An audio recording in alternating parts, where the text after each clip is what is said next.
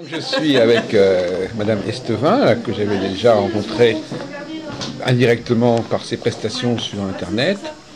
Et donc là, on est à on attend le début d'une émission, peu importe. Alors ces émissions auxquelles vous avez participé, qu'est-ce qu'elles vous ont apporté? Oui, bonjour. Bonjour. Pourquoi vous les avez faites et est-ce que ça vous donnait une satisfaction? Est-ce qu'il y a eu des retombées? Bien sûr, toujours ça donne des satisfactions, une émission, parce que ça vous permet de discuter de votre métier, de votre travail, de ce que vous aimez. Hein, parce que moi, c'est plutôt passionnel, on va dire, hein, ce que je fais. Voilà. Et votre nom, finalement, ça a amélioré votre image médiatique, les gens vous connaissent mieux maintenant? Les gens qui vous téléphonent parce qu'ils vous ont vu? Non, pas spécialement. C'est-à-dire, depuis le temps que je suis sur le marché, maintenant, c'est sûr que je suis connue. Hein, mais c'est peut-être par rapport à la qualité de mon travail qui fait que. Alors justement, comment est-ce que vous définiriez cette qualité? Qu'est-ce qu'on peut attendre de votre travail, justement? Ah ben écoutez, que les événements arrivent déjà. Hein, quand quelqu'un vient me voir, je dis ce que je vois, ce que je ressens. Et ensuite, puisque vous dites qu'il y a d'abord ça, il y a d'autres choses qui sont importantes. Ensuite, les gens, vous leur donnez des conseils? Bien sûr, je donne des conseils. Bien que je dis toujours que je ne suis pas la parole d'évangile, je ne suis pas Dieu. Mais je vous dis ce que je sens et ce que je ressens en toute honnêteté et simplicité.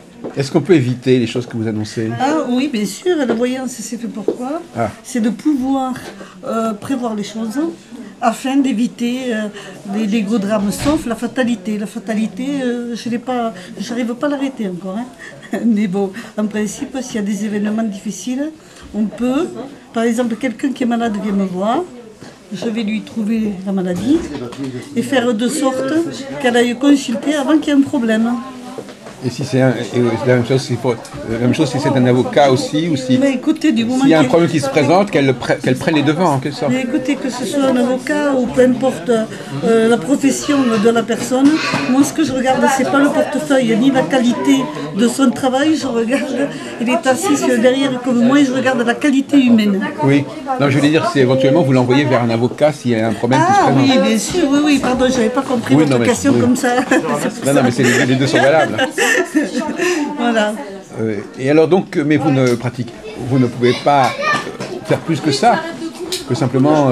Mais c'est déjà pas mal. Oui, non, mais je veux dire que vous n'avez pas, parce qu'il y a des professionnels qui vous disent qu'ils vous purifient votre aura, qui vous mettent des pentacles, qui vont prier pour que les choses s'arrangent. Non, je ne fais pas d'autres occultes. Je pense pas du tout. C'est pas mon truc, voilà. Moi. Hein. Faut vous démarquer de ça. Je peux bien faire une prière pour vous si vous en avez besoin, mais c'est tout. C'est déjà pas mal. L'important de faire les choses, c'est de les faire toujours pareil, avec son Alors, est-ce que vous servez de certaines connaissances comme le tarot, l'astrologie, ou est-ce que simplement c'est de la médiumnité pure mais vous savez, tout est un support. Ça peut être les tarots, ça peut être les lignes à la main, le marc de café, et tutti quanti, tout. Mais en fait, c'est ce que je ressens. Je suis médium et clairaudiente. Donc vous n'avez pas besoin d'utiliser des savoirs particuliers? Non. Ni le signe zodiacal, ni les numéros de la numérologie. Mais les gens, ils aiment bien.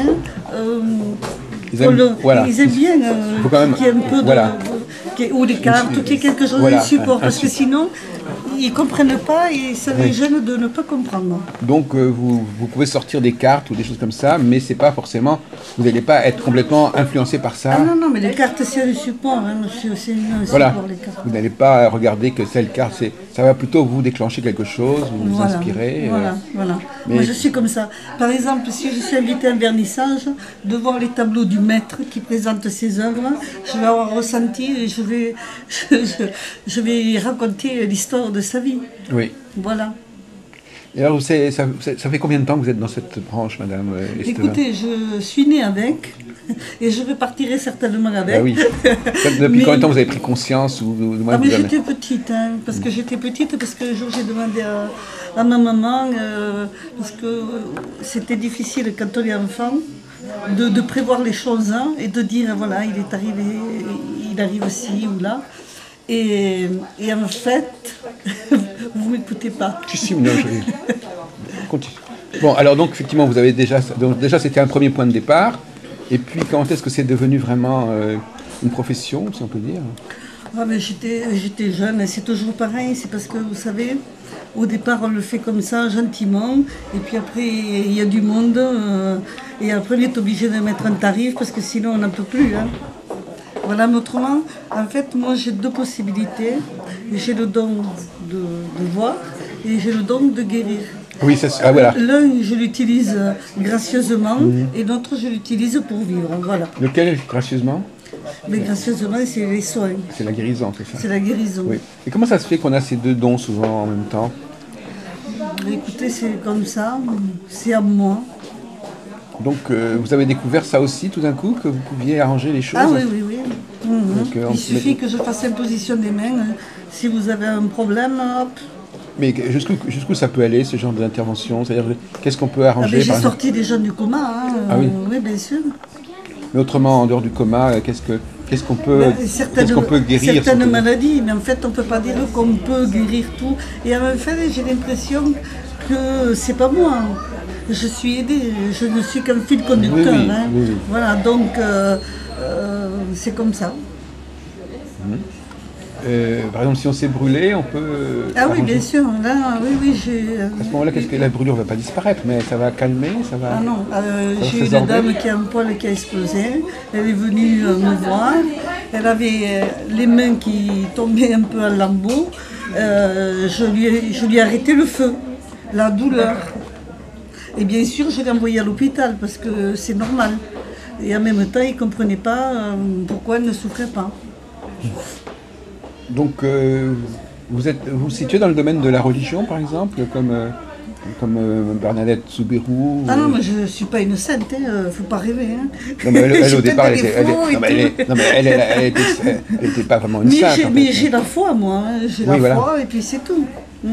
Voilà. Il y a eu un film récemment qui est sorti sur Lourdes, d'ailleurs. Ah oui? Vous ne l'avez pas vu? Non. Et donc, vous avez donc des clients qui sont... qui vous recontactent, qui sont des habitués. Oui, j'ai des clients de toutes les religions, de toutes les couleurs et de toutes races. Et à mon avis, c'est fantastique parce que j'aime l'être humain et l'échange que nous avons est bénéfique. Est-ce que vous communiquez par téléphone ou surtout chez vous, finalement? Ah ben, ça dépend, hein, parce qu'il y en a qui sont très très très loin. Donc on peut faire par téléphone, ils peuvent venir me voir. Pour vous, ça revient à peu près au même, finalement? Ah oui, bien sûr. L'important, c'est de dire les choses, de ne pas raconter des âneries, c'est tout. Hein. Vous sentez la même chose par téléphone, en fait? Oui. Ou peut-être vous utilisez des caméras web, je ne sais pas quoi. Ah non, pour le moment, je ne fais pas avec les caméras, mais c'est possible aussi. Hein, parce qu'on a avec Skype, par exemple, on peut voir les personnes, on peut faire, bien entendu. En tout cas, eux, ils peuvent vous voir aussi. Ils peuvent me voir. Alors, quand il y a un tirage, évidemment, c'est pas de la même façon, parce que s'il y a un tirage... comme je vous disais tout à l'heure, monsieur, quand on voit, par n'importe quel support, on voit. On n'a pas besoin d'artifice. Voilà. Est-ce que vous rencontrez parfois d'autres professionnels? Bien sûr. Moi, je suis pour quand il y a de bons professionnels qui sont sérieux et honnêtes, il n'y a pas de... Oui, je peux rencontrer des gens qui font le même travail que moi, bien sûr. Mais ça se fait dans quel cadre? Ça se fait dans le cadre de réunions, de salons? Parce qu'il y a beaucoup de salons, il y a beaucoup de gens qui participent à des salons. Je ne fais plus tout ça. Je faisais quand j'étais jeune, maintenant, ça ne m'intéresse pas. Parce que moi, de faire de l'abattage, ça ne me plaît pas. Donc, vous le rencontrez par hasard ou quoi, comme ça À l'époque, j'ai rencontré lors du salon. Et maintenant, vous le rencontrez comment, alors quand ils viennent en consultation, certains. Les voyants vont en consultation aussi? Ben oui. Et vous-même, vous allez voir par consulter aussi? Non, mais j'ai des amis avec qui on fait des échanges, oui, bien sûr. Oui. Alors, ça se passe autrement, là, dans ces cas-là? C'est-à-dire que c'est pas comme quand on rencontre quelqu'un qui n'est pas... Il vous le dit au départ qu'il est voyant ou bien il vous le dit pas Ah non, mais c'est parce qu'on se connaît. Vous croyez que je... Mais non, je pourrais pas, moi. Donc c'est des gens, vous savez qui c'est? Ah oui, bien sûr, je sais qui c'est. Fait pas n'importe quoi. Hein. Mais alors là, quand vous avez affaire à quelqu'un comme ça, la consultation ne se passe peut-être pas de la même façon qu'avec un client ordinaire. Mais si, ça se passe pareil quand on a... Oui. Ben, bien sûr. Parce qu'en principe, le voyant, déjà, il sait déjà un peu son cheminement. Oui. Et quand il vient en consultation, c'est juste pour se rassurer, pour savoir si voit la même chose. Alors justement, là, vous touchez à un problème intéressant. Finalement, pourquoi est-ce qu'on va vraiment voir un voyant? Pour savoir si ce qu'on attend va se réaliser, pour savoir si ce qu'on a... Peut-être poser la question oui, bien sûr. à un monsieur qui n'est pas voyant. Non, mais vous devez quand même vous faire une idée des raisons pour lesquelles les gens viennent vous contacter et ce qu'ils attendent de vous. Les gens ils viennent me voir parce qu'il y en a, quand c'est des gens qui ont des grosses structures, etc., en principe, ils savent déjà ce qu'ils veulent faire. Parce que c'est des gens qui ont l'habitude de travailler et en fait ils veulent un avis, voir si vous dites la même chose, que si on a les mêmes pensées, etc. Est-ce qu'ils vous disent par exemple, est-ce que ce genre de phrase, est-ce que vous me voyez faire ça, ou est-ce que vous me confirmez que je vais faire ça? Je sais pas. Quelle est la façon dont ils s'expriment, comment ils formulent leurs questions? Non, ils ne formulent pas de questions. Quand quelqu'un vient en consultation, c'est moi qui lui parle de sa vie, si vous voulez. D'accord. C'est moi qui vais lui raconter sa vie. On ne vous pose pas de questions en fin de compte? Non, à la fin, une fois que c'est fini, au départ, vous sortez ce que vous avez à dire, ce que vous ressentez. Sinon ça va m'embrouiller. Hein. Alors justement, à ce propos, d'où vous tirez ce que vous dites? Est-ce que vous avez quelqu'un de l'autre côté qui vous conseille? Est-ce que vous avez des intuitions, des flashs, des anges gardiens, je ne sais pas comment? Mais je ne sais pas, appelez-les comme vous voulez. Non, je suis clairaudiente. Des choses qui se murmure à votre oreille, c'est ça? Tout à fait, voilà. Des trucs comme ça. Non, c'est pas comme ça. Je sais pas, c'est comme de la télépathie, en fait, vous voyez. Ça vous vient à l'esprit, en fait. Voilà, ça me vient à l'esprit, et voilà. C'est ça qui me vient, voilà. Il me vient ça dans la tête. Voilà, c'est ça. Et je vous le répète. Je vous répète ce que vous... Voilà.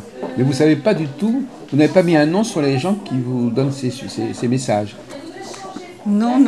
Parce que souvent les gens me disent mais c'est machine, c'est la sainte machin, c'est ma grand-mère. Non. Vous n'avez pas identifié. Est-ce que c'est toujours la même voix ou c'est des parfois? Mais non, mais c'est pas une voix, c'est une voix. Je l'appelle la voix du silence en fait. Parce que c'est pas une voix qu'on entend, c'est à l'intérieur.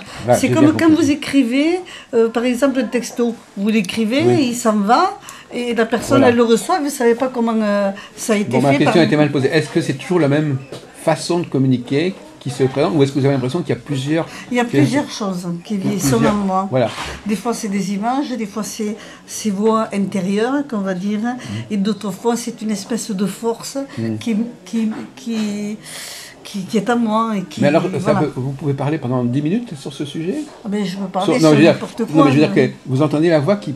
Ça vous vient pendant longtemps, ça peut durer longtemps. Ah, bien sûr. Donc c'est des communications qui peuvent être assez longues, en fait. Ben oui. Et chaque fois, c'est quelque chose qui vous vient comme ça, qui sort de vous. Oui, mais des fois, il y a des personnes décédées qui viennent, et je sais qui c'est, ça dépend. Ah oui, d'accord. Vous voyez? Voilà. Bon, écoutez, voilà, oui, on a fait un peu le tour. Et alors, pour revenir à vos interventions à la télévision, quel genre de questions on vous pose d'habitude? Comment ça se passe? On vous demande de faire des prévisions parfois? Je crois qu'on vous a jamais demandé d'intervenir pour dire... Si, on m'a demandé, mais je l'ai fait par écrit. Mais moi, j'aime bien faire les choses avec les personnes concernées. Voilà, pas des trucs généraux, du genre les élections ou je sais pas quoi. Ouais, j'ai horreur de ça. Oui. Faut que ce soit même si je sais, et même si ça m'est arrivé de dire des choses qui sont vraies, heureusement. Mais j'aime pas trop. D'accord. J'ai prédit plein de choses avant, hein, et je continue. Mais c'est vrai qu'il faudrait tout noter. Bon, je note pas, moi je suis un peu artiste. Hein.